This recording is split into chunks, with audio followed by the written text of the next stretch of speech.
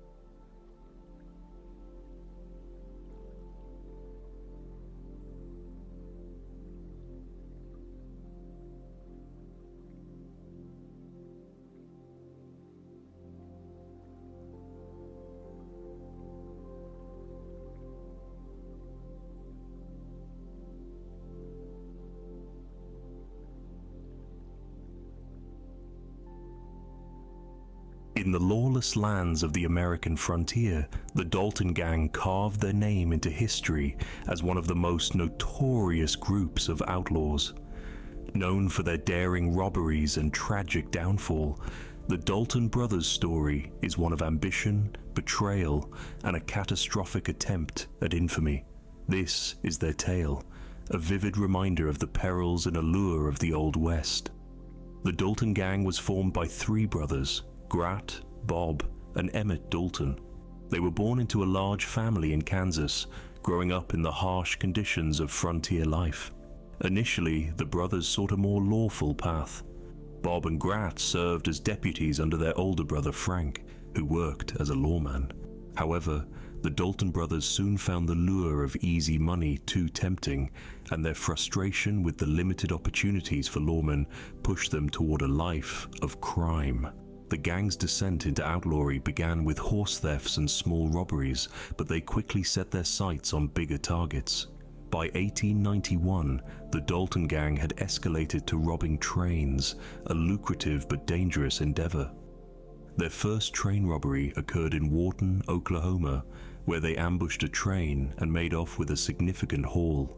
The success emboldened them, and they embarked on a string of increasingly ambitious heists across the Midwest. What set the Dalton Gang apart was their brazenness. Unlike more cautious outlaws, the Daltons were unafraid to take on heavily guarded targets. Their boldness made them famous, but it also attracted the attention of law enforcement. Pinkerton detectives and U.S. Marshals pursued them relentlessly, forcing the gang to move constantly and live on the edge of survival. By 1892, the gang was on the run, but they remained determined to cement their reputation as legendary outlaws. Bob Dalton, the group's leader, devised an audacious plan. The gang would rob two banks simultaneously in the small town of Coffeyville, Kansas. It was a plan designed not only to secure a massive payday, but to make history. Bob reportedly boasted, "We'll beat anything Jesse James ever did. They'll remember us forever." On the morning of October 5th, 1892, the gang rode into Coffeyville disguised as cattlemen. Splitting into two groups, they entered the Condon Bank and the First National Bank, demanding money at gunpoint. At first, the townspeople were unaware of the robbery, but as the gang began their heist, word quickly spread.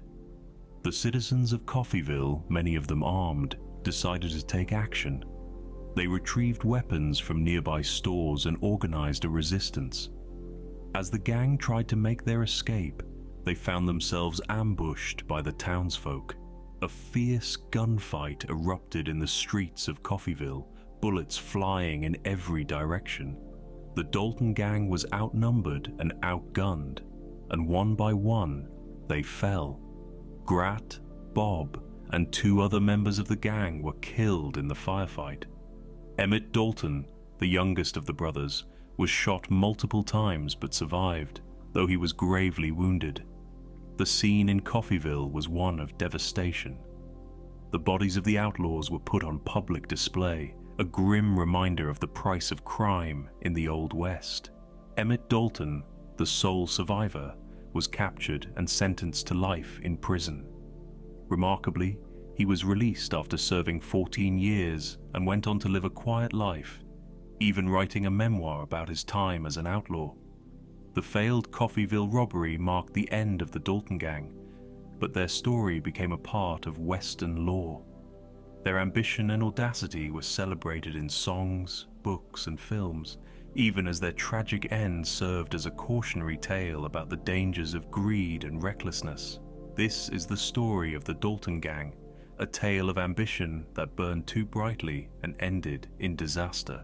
It is a reminder of the thin line between daring and folly, and of the fleeting nature of glory in the unforgiving world of the Old West.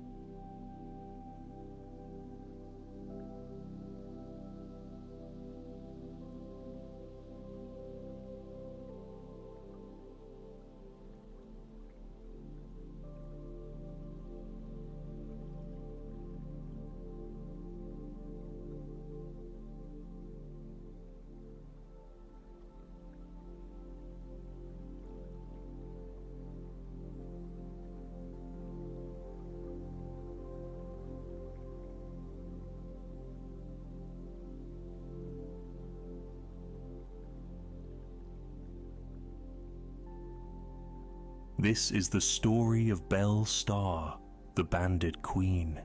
In the untamed wilderness of the American frontier, where lawlessness often reigns supreme, one woman carved her name into legend, Belle Starr, the bandit queen. Known for her defiance, charm, and association with some of the most infamous outlaws of her time. Belle Starr's life was a blend of myth and reality. Her story is one of rebellion, survival, and a fierce independence that captivated and unsettled those around her. Belle Starr was born Myra Maybelle Shirley on February 5th, 1848, in Carthage, Missouri. She grew up in a relatively well-off family, receiving an education and excelling in music and horseback riding. Her family lived on the edge of the lawless frontier, where survival often required bending the rules. It was a turbulent time, with the Civil War dividing families and communities, and young Belle grew up witnessing the chaos and violence that would shape her life. When Belle was a teenager, her family moved to Texas after their home in Missouri was burned during the war. There, Belle began associating with a rougher crowd. She became close with the notorious outlaw Jesse James and his brother Frank, as well as Cole Younger, all of whom were part of the infamous James Younger gang. These friendships introduced Belle to the world of outlaws, where loyalty and survival often came at the cost of the law. In 1866, Belle married her first husband, Jim Reed, a man with a reputation for living outside the bounds of the law. Together, they had 2 children, but their life was far from ordinary. Reed became involved in cattle rustling, horse theft, and robbery, and Belle was often by his side, providing support and sometimes direct involvement in his schemes. The The couple's escapades forced them to live on the run, dodging lawmen across Texas and the Indian Territory. After Reed was killed in 1874, Belle returned to her family for a time, but her connection to the outlaw world remained strong. She soon found herself involved with Sam Starr, a member of a Cherokee outlaw gang, and married him in 1880. It was with Sam that Belle earned her infamous title, the Bandit Queen. Together, they ran a network of horse thieves, moonshiners, and criminals who operated in the shadowy corners of the frontier. Belle became a striking figure, always seen riding side saddle, dressed in black velvet and carrying 2 pistols. Her elegance and defiance made her a fascinating character, and newspapers eagerly spread tales of her exploits, often embellishing them to create an even more dramatic figure. Belle was arrested several times, but her charm and wit often helped her escape severe punishment. In one trial, she famously declared, "I am a friend to any brave and gallant outlaw," cementing her place in the public imagination. However, Belle's life was far from glamorous. Her marriage to Sam Starr was turbulent, and in 1886, Sam was killed in a shootout. Alone once more, Belle struggled to maintain her place in the outlaw world. She attempted to rebuild her life, but her reputation made it nearly impossible to escape her past. She continued to move between criminal enterprises, walking the fine line between survival and self-destruction. Belle's life came to a tragic and mysterious end on February 3rd, 1889, just 2 days shy of her 41st birthday. While riding home near her ranch in Oklahoma, she was ambushed and shot in the back. Her killer was never identified, though theories abound. Some say it was a jealous lover, others a rival in the outlaw world, and still others suggest it was her own son. The truth remains a mystery, adding another layer of intrigue to her already legendary story. Though Belle Starr's life was cut short, her legacy endured. She became the subject of dime novels, songs, and even films, where her persona as the Bandit Queen grew into an almost mythical figure. While the truth of her life is often overshadowed by the legend, Belle's story reflects the harsh realities of frontier life, where survival often meant defying the rules of society. This is the story of Belle Starr, the Bandit Queen, a woman who lived boldly and unapologetically, leaving behind a legacy as one of the most captivating figures of the American West.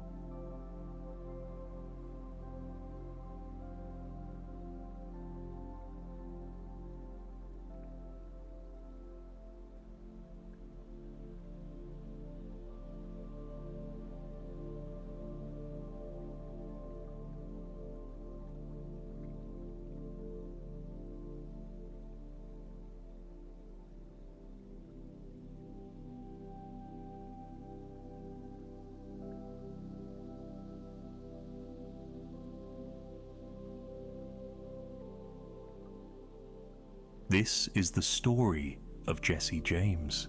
In the turbulent years following the Civil War, the name Jesse James became a symbol of rebellion, daring, and infamy. Jesse, along with his brother Frank, formed the core of the James Younger Gang, a group of outlaws whose exploits captured the imagination of the American public. Their story is one of loyalty, vengeance, and a relentless pursuit of freedom, albeit outside the bounds of the law.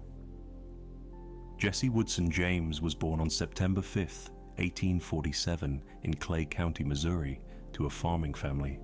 His father, a preacher, died when Jesse was young, leaving his mother to raise him and his siblings. The James family lived in a divided Missouri, a state torn between Union and Confederate loyalties during the Civil War. When Jesse was just a teenager, the war came to his doorstep, forever shaping his view of the world. Jesse and his older brother Frank aligned with Confederate guerrillas known as bushwhackers. These irregular fighters engaged in brutal, often merciless warfare, targeting Union troops and sympathizers. Jesse, still a boy, rode with some of the most notorious guerrilla leaders, including William Quantrill and Bloody Bill Anderson. It was during these years that Jesse learned the skills that would define his life: riding, shooting, and a fierce loyalty to his comrades. He also developed a deep resentment toward authority figures, particularly those aligned with the Union cause. After the war ended in 1865, the James brothers returned to a Missouri that was under Union control. Reconstruction policies aimed at punishing former Confederates fueled resentment among Southern sympathizers. For men like Jesse and Frank, the war never truly ended. They turned to outlaw life, targeting banks, stagecoaches, and railroads, symbols of the new order they despised. To many Southerners, their robberies were seen not as crimes, but as acts of defiance against Northern oppression. The James Younger Gang formed in the late 1860s, with Jesse and Frank at its heart, joined by the younger brothers Cole, Jim, John, and Bob. Together, they launched a series of daring robberies that made headlines across the nation. Their first recorded bank robbery occurred in 1869 in Liberty, Missouri, where they escaped with $60,000, a staggering sum for the time. More robberies followed, each one more audacious than the last. Jesse quickly became the public face of the gang. Newspapers portrayed him as a Robin Hood-like figure, a champion of the downtrodden fighting against the corrupt elites of the post-war era. While the reality was far less romantic, there is no evidence that Jesse ever gave his spoils to the poor. The myth grew, fueled by Jesse's charisma and flair for the dramatic. Jesse himself wrote letters to newspapers, justifying his actions and cultivating his image as a hero of the South. The gang's most infamous robbery occurred in 1876, when they targeted the First National Bank in Northfield, Minnesota. The plan was bold, but poorly executed. The townsfolk fought back, opening fire on the gang. In the ensuing chaos, several gang members were killed or captured, and Jesse and Frank barely escaped with their lives. The Northfield raid marked the end of the James Younger Gang as a cohesive unit, but it did not mark the end of Jesse's outlaw career. For several years, Jesse and Frank lived under assumed names, trying to stay one step ahead of the law. Jesse even attempted to live a quiet life, marrying his cousin Zerelda and raising a family. But the lure of outlaw life was too strong. He formed a new gang and resumed his robberies, though with less success than before. As the years wore on, Jesse became increasingly paranoid, fearing betrayal from those closest to him. His paranoia was not unfounded. In 1882, Jesse invited two new recruits, Bob and Charlie Ford, to join his gang. Unbeknownst to him, the Fords had struck a deal with Missouri Governor Thomas Crittenden, agreeing to kill Jesse in exchange for a reward and a pardon. On April 3, 1882, as Jesse stood on a chair to adjust a picture on the wall of his home, Bob Ford shot him in the back of the head. Jesse James, the outlaw king, was dead at the age of 34. The murder shocked the nation. Jesse's death was seen by many as a betrayal, and Bob Ford was forever branded as the coward who shot Jesse James. Meanwhile, Jesse's legend only grew. Stories of his exploits were retold in dime novels, ballads, and eventually films. To some, he was a ruthless criminal. To others, he was a symbol of defiance and rebellion in a rapidly changing world. This is the story of Jesse James, a man whose life and death became a myth of the American West. It is a tale of loyalty, vengeance, and the thin line between hero and villain, reminding us that legends often carry as much truth as they do fiction.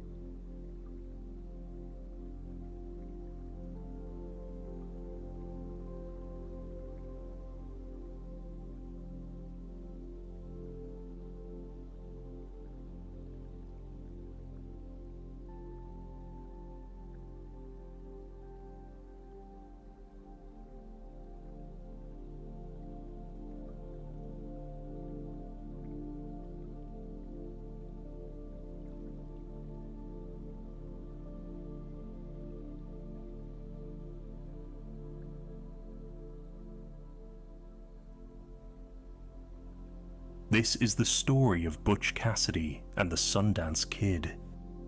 In the rugged landscapes of the American West, a pair of outlaws became legends, their names whispered with awe and admiration: Butch Cassidy and the Sundance Kid.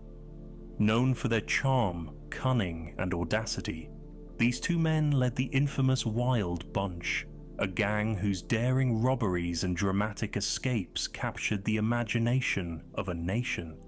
This is their story, one of camaraderie, adventure, and an enigmatic end. Butch Cassidy was born Robert Leroy Parker in 1866 in Utah Territory, the eldest of 13 children in a hard-working Mormon family.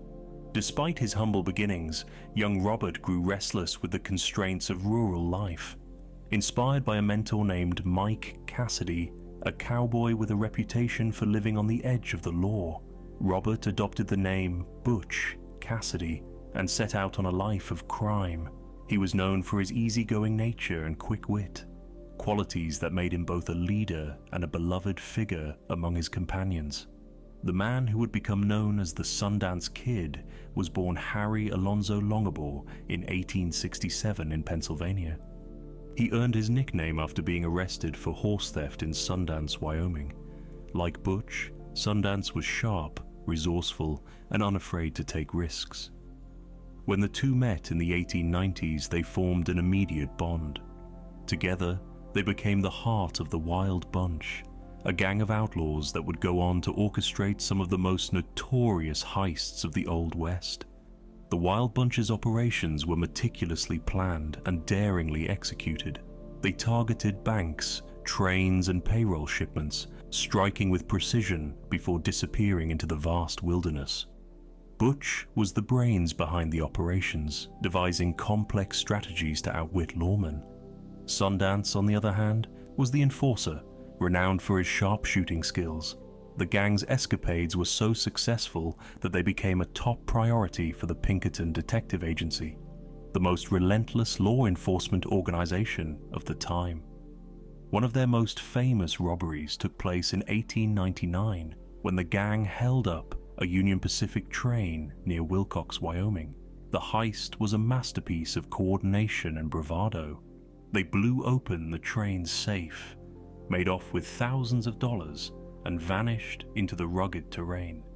The incident became a sensation, further cementing the Wild Bunch's reputation as untouchable outlaws. Newspapers romanticized their exploits, painting them as modern-day Robin Hoods, though there's little evidence they shared their spoils with anyone outside their circle. Despite their successes, the Wild Bunch knew their time was running out. The law was closing in, and the Pinkertons were relentless in their pursuit. In 1901, Butch and Sundance decided to leave the United States, seeking a fresh start far from the reach of their enemies. Along with Sundance's companion, Etta Place, they boarded a ship to South America, landing in Argentina. They purchased a ranch and attempted to live a quiet life, raising cattle in the shadow of the Andes, but the lure of outlaw life proved too strong. Soon, Butch and Sundance were back to their old ways, robbing banks and payroll shipments across Argentina, Chile, and Bolivia. Their exploits in South America were as daring as ever, but they found themselves increasingly isolated. The Pinkertons had not forgotten them and continued to track their movements across continents. The final chapter of their story is shrouded in mystery. In 1908, reports surfaced of a shootout in the remote Bolivian town of San Vicente. According to local accounts, two bandits matching the descriptions of Butch and Sundance had attempted to rob a payroll convoy and were cornered by Bolivian soldiers. After a fierce firefight, the bandits were killed, though some say they took their own lives rather than face capture. Yet, questions remain. Were the men killed in San Vicente truly Butch Cassidy and the Sundance Kid? Or did the pair once again outsmart their pursuers, disappearing into obscurity to live out their days under new identities? Over the years, rumors have persisted that Butch and Sundance survived. with alleged sightings reported as far afield as Australia and Utah. No definitive proof has ever been found, leaving their fate a tantalizing mystery. This is the story of Butch Cassidy and the Sundance Kid, a tale of friendship, daring, and the restless spirit of the American frontier. It is a reminder of the fine line between outlaw and folk hero, and of the enduring allure of those who refuse to be tamed by society's rules.